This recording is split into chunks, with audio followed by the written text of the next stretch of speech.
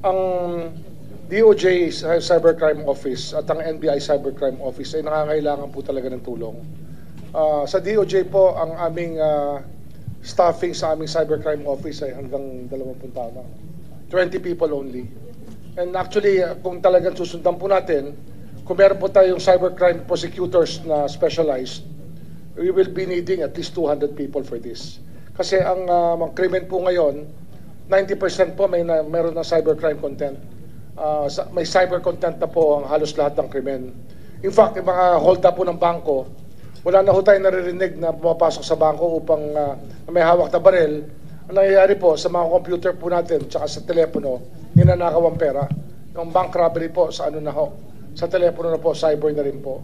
So, ang kailangan po namin talaga, malaking tulong po sa capability ng NBI Cybercrime Office tsaka ng DOJ Cybercrime Office din po at ng aming cybercrime prosecutors.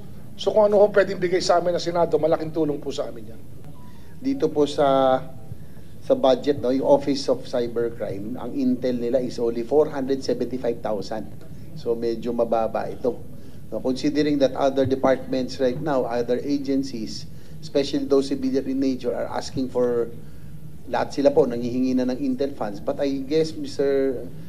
Chair, these are the agencies that we have to, we really have to put confidential funds, no? Confidential intel funds. Kasi nga, as I mentioned, this is the new crime that we are facing right now, the new enemy that we are facing now.